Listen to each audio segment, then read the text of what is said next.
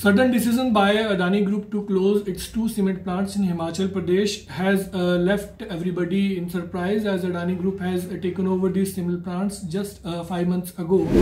The development is learned to have taken place just a day after Chief Minister Sukhwinder Singh Sukhu had held a meeting with the officials of Industry Department, as he was very keen to bring down the prices of cement in Himachal Pradesh as compared to the neighboring state to benefit the general public.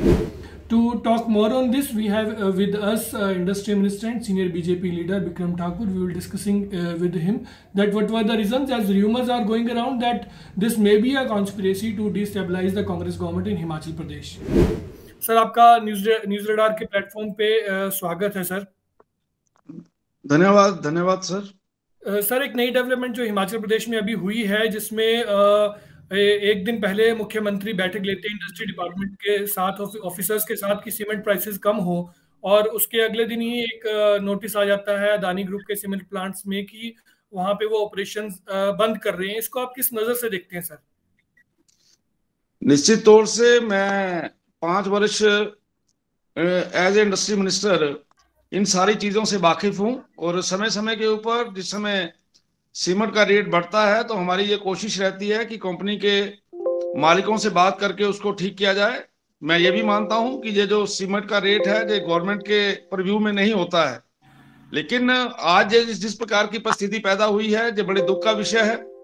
Congress सरकार केवल ministry कैसे बने, किस प्रकार से balance बने, दिल्ली में इसी बात के ऊपर पिछले 2 दिन से वहां बैठे हैं।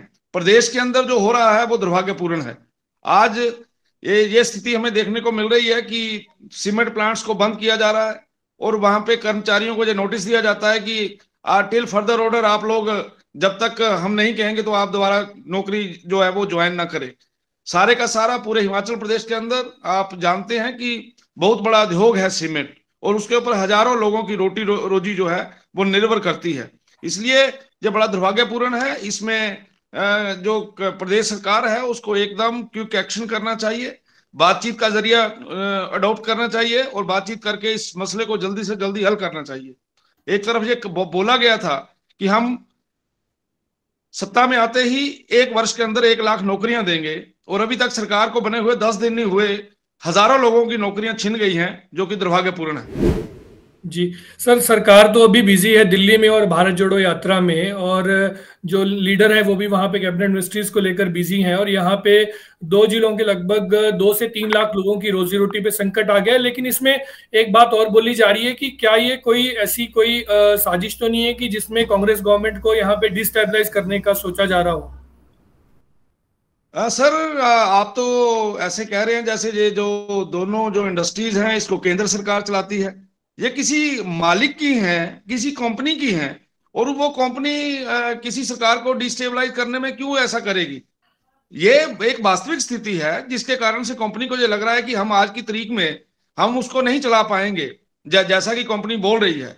अगर वो नहीं चला पाएंगे उसका क्या कारण है?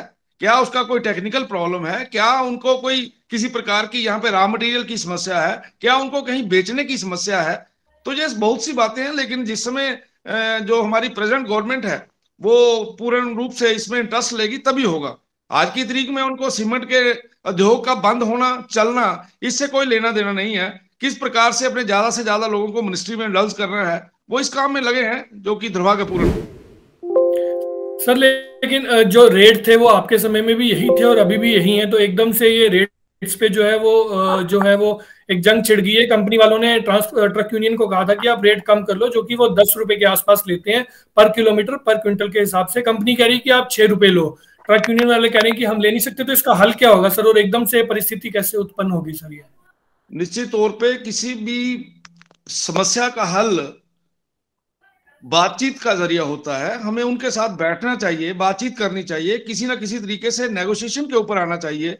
हम किसी ना किसी तरीके से बातचीत करके, अगर वो 6 रुपए कह रहे हैं उसको आगे पीछे करके बात को समाप्त करना चाहिए। ये कोई छोटा विषय नहीं है, बड़ा गंभीर विषय है।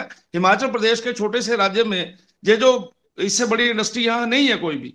इसलिए मुझे ऐसा लगता है कि हमें इसके ऊपर गंभीरतापूर्ण विचार करना चाहिए और जल्दी से जल्दी कोई पॉजिटिव दिशा की तरफ बढ़ना चाहिए। ठीक है, हमसे बात करने के लिए बहुत बहुत शुक्रिया सर।